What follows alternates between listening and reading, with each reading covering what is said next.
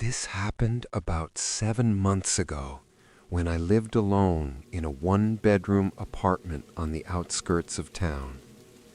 The building was old, not haunted old or creepy old, just old enough that doors swelled in the humidity and the pipes groaned like someone clearing their throat behind the walls. I worked late shifts at a hardware store. I'd leave around midnight, walk across a huge empty parking lot, and head home. Nothing unusual. Until the night that changed everything.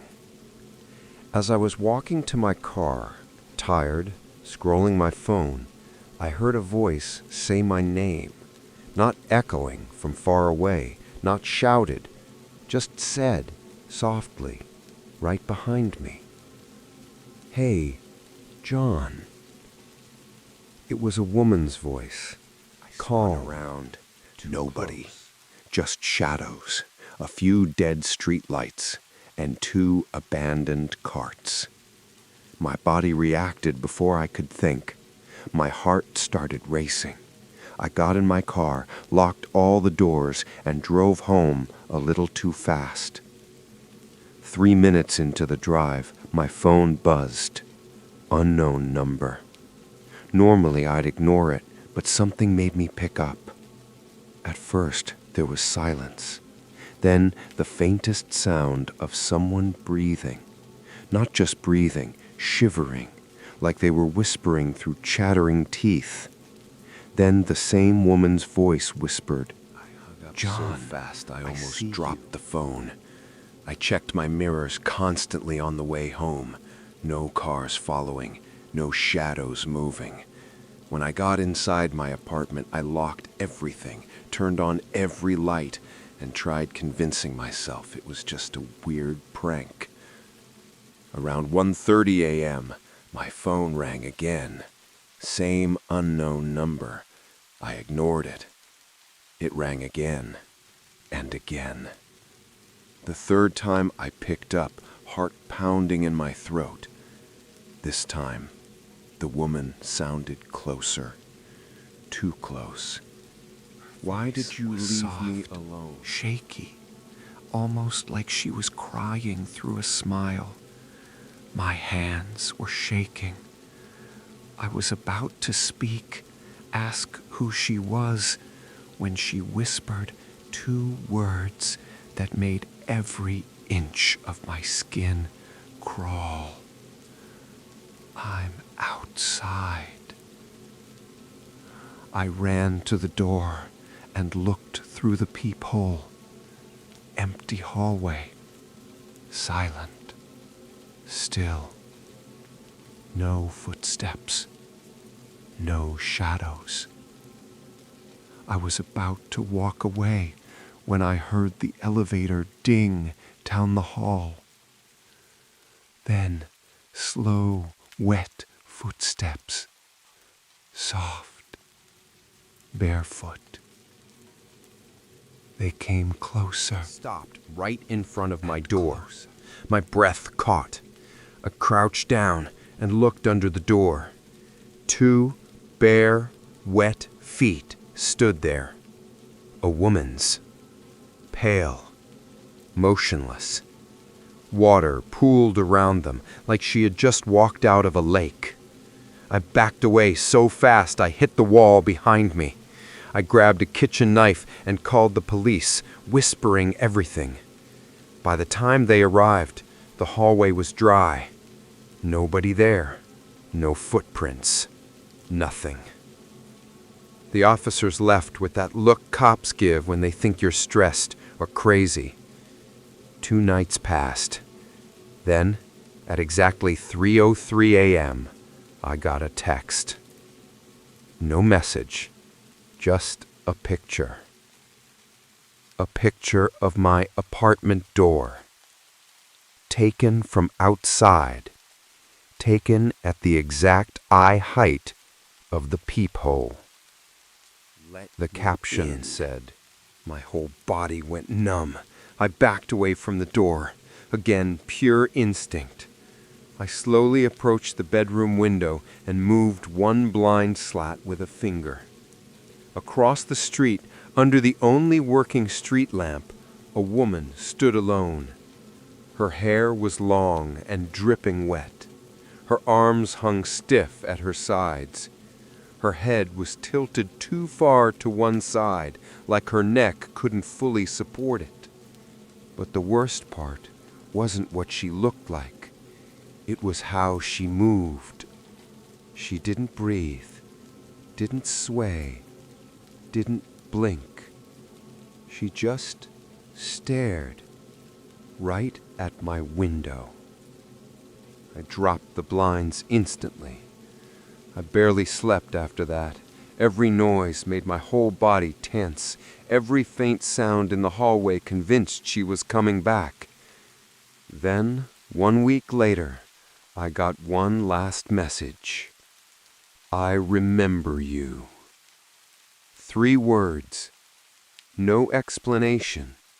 Except it didn't is why I know this me. wasn't a prank, or a stalker, or some unstable stranger. A few weeks after the last message, I was at the hardware store again. Same late shift, same empty parking lot, same walk to my car. I passed the employee memorial near the back exit, something I'd walked past 1,000 times without thinking. It has pictures of past employees who passed away. Old photos, sun faded. I never really looked at them until that night. And on the top row, 5th photo, I froze. A woman with long dark hair, pale skin, and a slight head tilt was written smiled underneath. back at Melissa, 1995 to 2021. She died 4 years ago. She worked the night shift, and according to the plaque, she drowned. I quit my job the next morning, but the part that still keeps me awake is this. The last night I worked there, as I walked to my car, I swear I heard a water-soaked whisper behind me. John.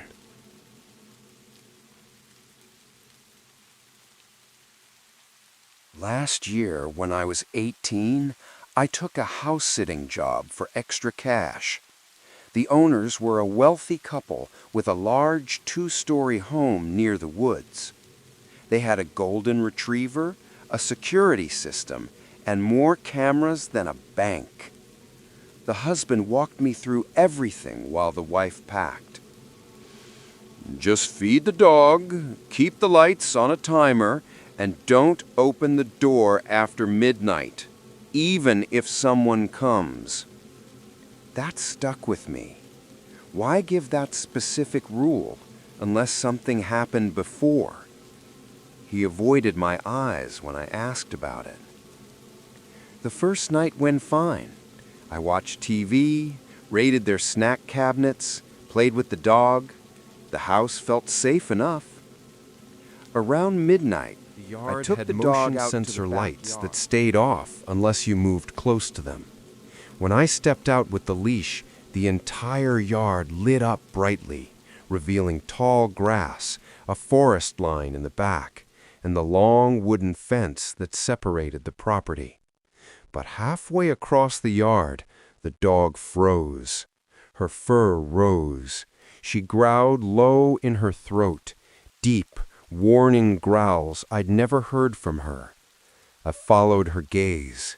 Something or someone was standing behind the fence, just tall enough that I could see the outline of a head. Then I heard slow, heavy footsteps pacing back and forth. Not animal footsteps. I scooped the dog up and ran inside, locked everything, closed the blinds, and sat in the living room trying to calm myself down. At 2 a.m., the doorbell rang. A long, slow press, like someone leaning into it, holding it. I checked the camera feed on the small screen near the door. A man stood on the porch, not facing the door, facing the camera, staring at it, unmoving. He had no expression. His posture was stiff. He looked like someone who had been standing there for a long time. My chest tightened. The wife's warning echoed in my head. Don't open the door, even if someone comes. I called the homeowner. He answered on the first ring. "Is he back?" he whispered. My throat went dry. He sighed shakily. "What do you mean, back?" That man used to come at night, stand on our porch, ring the bell. He'd never talk, never leave a note, never break anything. He just wanted us to open the door. He told me the police had come multiple times, but the man always disappeared before they arrived. "Call the police now," he said. "Keep the lights on and don't go near the windows." I called 911 immediately. While describing the man, I watched him through the camera. He slowly leaned forward until his forehead pressed against the door. I heard a faint thunk through the wood. Then breathing. Shallow, shaky breathing. Police came silently minutes later, no sirens. They searched the property, checked the woods, the fence, everything. He was gone. But in the backyard, they found something. A wooden ladder leaning against the fence, placed there recently. Mud footprints leading up to it. I stayed the remaining nights with the owner's relatives. When the couple returned home, I asked the husband who the man was. He ran a hand through his hair and said, "We don't know. He never spoke, never tried to break in. He only wanted someone to open the door." I haven't taken a house-sitting job since. A few years ago, I lived in a small, older apartment building. 4 floors, thin walls, creaky pipes. Nothing fancy, but it was cheap. I lived on the 3rd floor.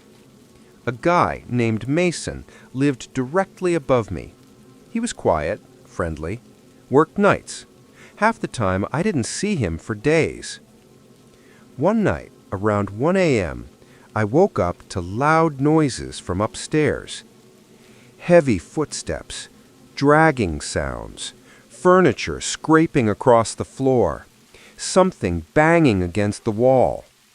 It sounded like a fight, or someone moving heavy furniture angrily. I texted Mason, "You good, man?" No response. The noise got louder, like someone was dragging something heavy across the entire apartment. I grabbed a broom and banged on the ceiling. The noise stopped instantly. Whoever was up there was listening for my reaction. The next morning, I ran into my landlord outside. I casually mentioned the noise. He stared at me blankly. "Mason moved out 2 months ago," he said. "No one's lived above you since." I felt my entire body go cold. I told him what I heard. He frowned and said he'd check the place later.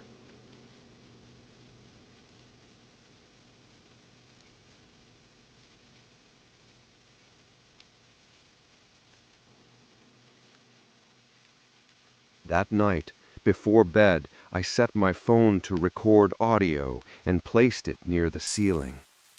At 1:14 a.m., the sound started again. Footsteps, dragging, a low groan, something heavy dropping. I didn't sleep the entire night. The next morning, I listened to the recording. My blood ran cold. Not only were the sounds loud and clear, but at one point, very faintly, Someone whispered. It sounded like it came from right above my ceiling. I brought the recording to the landlord. He looked genuinely freaked out. "Wait here," he said. He went upstairs to unlock the empty apartment. I heard him walk around, open closets, check rooms. Then he came back down, pale, sweating. "There's nothing up there," he said quietly. "No furniture, no footprints, dust everywhere, nothing disturbed." He refunded my entire month's rent and told me he completely understood if I wanted to leave. I moved out the next day. To this day, I still have that recording. I've played it for friends, family, even a coworker with audio experience, and every single one of them hears the same thing near the end, a whisper that clearly says, "Hell, That apartment was me." empty. No one lived above me. And whatever was making those sounds wasn't supposed to exist.